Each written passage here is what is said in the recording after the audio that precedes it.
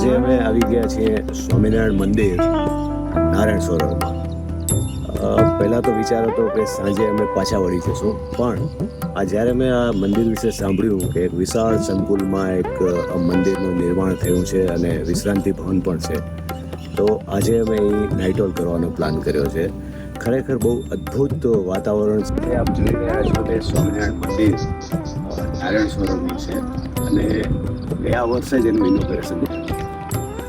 આમ તો જનરલી બધા ટુરિસ્ટો સાંજે ભુજ તરફ કે નવતર તરફ જતા હોય છે, પણ હવે આપને પાછા જવાની જરૂર નહીં પડે અને તમે કોટેશ્વરનો સનસેટ, નારાયણ સરોવરની આરતી અને આ મંદિરની સાંજે આરતી પણ તમે માણી શકશો અને એના દર્શનનો લાભ લઈ શકશો. બહુ વિશાળ સંકુલ છે અને અહીંયા લગભગ 56 જેટલા એસી રૂમ્સ છે. અહીં જમવાની પણ બહુ સરસ સગવડ છે, રહેવાની પણ બહુ સરસ સગવડ છે. બહુ ક્લીન અને એકદમ પીસફુલ વાતાવરણ છે. તમે છેલ્લે સુધી મારી સાથે જોડાયેલા રહેજો.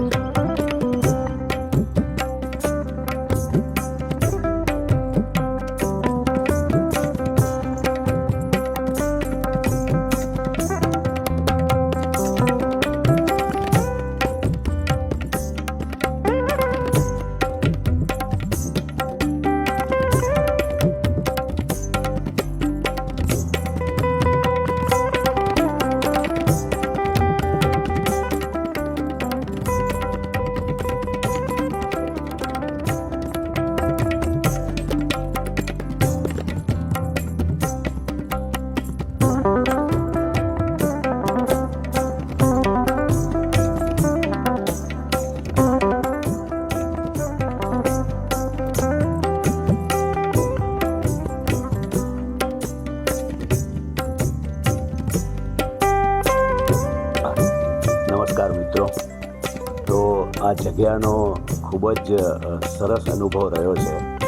કાલે લગભગ લેટ ઇવનિંગથી વરસાદ પણ ચાલુ થયો હતો, ઝરમર વરસાદ, આખી રાત વરસાદ રહ્યો છે.